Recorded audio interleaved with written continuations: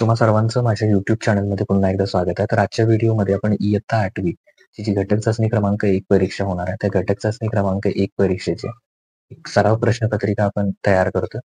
त्या सराव प्रश्नपत्रिका आहे हिंदी विषयाची. तर ह्या हिंदी विषयाची एकूण 20 गुणांची सराव प्रश्नपत्रिका आपण शेअर करतो, जेणेकरून येणाऱ्या घटक चाचणी परीक्षेमध्ये तुम्हाला त्याचा उपयोग होईल आणि यासारखे प्रश्न तुम्हाला तुमच्या परीक्षेमध्ये नक्की दिसतील.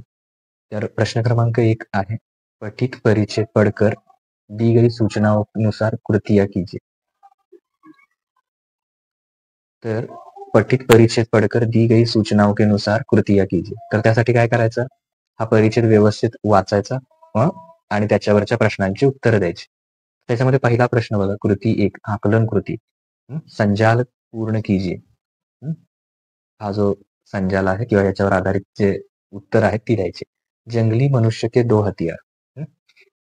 तर याच्यामध्ये तुम्ही नाखून लिहू शकता, नाखून लिहू शकता आणि दाज. तर इतरही तुम्ही लिहू शकता. आता त्याच्यानंतर आपण काय करूया, याच्यामधले जंगली मनुष्य के 2 हथियार. तर त्याच्यामध्ये तुम्ही कुठलं लिहू शकता, तर एकतर नाखून आणि दाज.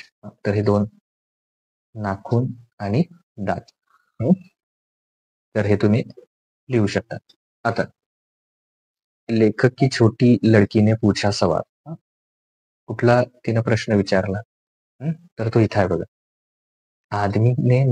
आदमी के नाखून क्यों बढ़ते हैं. आदमी के नाखून क्यों बढ़ते हैं. तर हा तिथं तिनं प्रश्न विचारला, तर ते इथं लिहायचा तो प्रश्न. त्यानंतर परिच्छेद में उल्लेखित 2 वस्तुएं जिनसे आदिमानव हथियार बनाता था. आता तिथं एकच दिलेलं आहे, हड्डियों के सहारे हथियार बनाता था. अपने अंग के बाहर के वस्तुओं से भी. त्यातला हड्डी एक दिलाय आणि हे एक दिलं. हे 2 उत्तर तुम्ही लिहू शकता त्याच्यात, बाकी काही दिलेलं नाहीये वेगळं. शब्द संपदा, निम्नलिखित शब्दों के विलोम शब्द लिखिए. पशुता, पशुताच्या उलट काय ना, मानवता. मानवता. न्याय, अन्याय.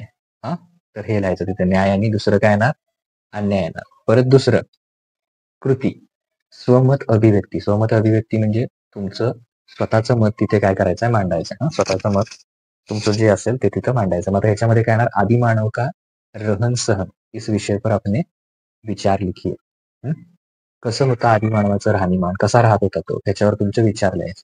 त्यानंतर पद्य विभाग. पद्य विभागामध्ये कविता दिलेली, तर ती ही कविता पद्य कविता दिलेली इथून इथपर्यंत.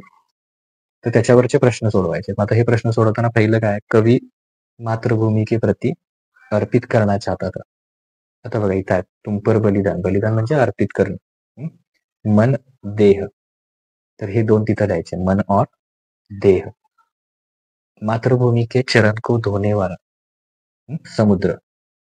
मातृभूमी के चरण को धोने वाला कोण येणार, समुद्र. तर त्याचं उत्तर इथं द्या.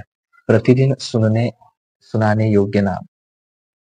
प्रतिदिन सुनाव वह पुण्य नाम तेरा, म्हणजेच कोणाचं, मातृभूमीचं. तर इथं काय येणार, मातृभूमी. तर ते तिथं लिहायचं, मातृभूमी हा शब्द इथं लिहायचा.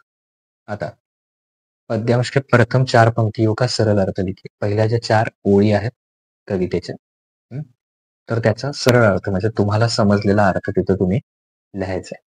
आता परत पुढे व्याकरण विभाग. प्रश्न 3 पर्यायवाची शब्द लिखिए. पर्यायवाची म्हणजे समानार्थी शब्द लिहायचे. समय, समय त्याला म्हणू शकता काल. देह, शरीर.